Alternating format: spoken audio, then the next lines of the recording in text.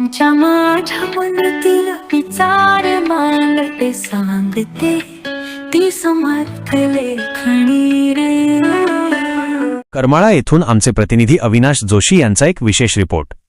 कोणत्याही क्षेत्रात जा, पण आपल्या आई वडिलांचे आणि शाळेचे नाव उंचावेल अशी कामगिरी करा, असे आवाहन करमाळा येथील यशवंतराव चव्हाण महाविद्यालयाचे प्राचार्य डॉक्टर अभिमन्यू माने यांनी केले आहे। करमाळा शहरातील श्री कमलादेवी कन्या विद्यालयातील इयत्ता 10वीच्या विद्यार्थिनींचा निरोप समारंभ मोठ्या उत्साहात पार पडला। यावेळी प्रमुख पाहुणे म्हणून डॉक्टर माने बोलत होते। कार्यक्रमाच्या अध्यक्षस्थानी संस्थेचे संचालक महेश परदेशी उपस्थित होते। महेश परदेशी यांनी विद्यार्थिनींना मोलाचा सल्ला दिला। ते म्हणाले की आयुष्यात यशस्वी होताना आपले चारित्र्य, प्रामाणिकपणा आणि जिद्द या गुणांकडे लक्ष देणे अत्यंत गरजेचे आहे। यावेळी शाळेचे शिक्षक श्री भीष्माचार्य चांदणे यांनी स्वामी विवेकानंद शिक्षण संस्थेच्या कार्याचा आढावा घेतला। संस्थेने स्त्री शिक्षणासाठी दिलेल्या योगदानाबद्दल त्यांनी कृतज्ञता व्यक्त केली।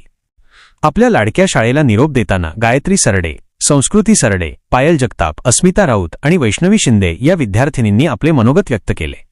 9वीतील विद्यार्थिनी भक्ती कदम आणि अनुष्का क्षीरसागर यांनी कार्यक्रमाचे उत्तम सूत्रसंचालन केले। या सोहळ्याला राधेश्याम देवी, सुनील सूर्य पुजारी आणि संस्थेचे इतर पदाधिकारी मोठ्या संख्येने उपस्थित होते। प्रतिनिधी अविनाश जोशी, करमाळा।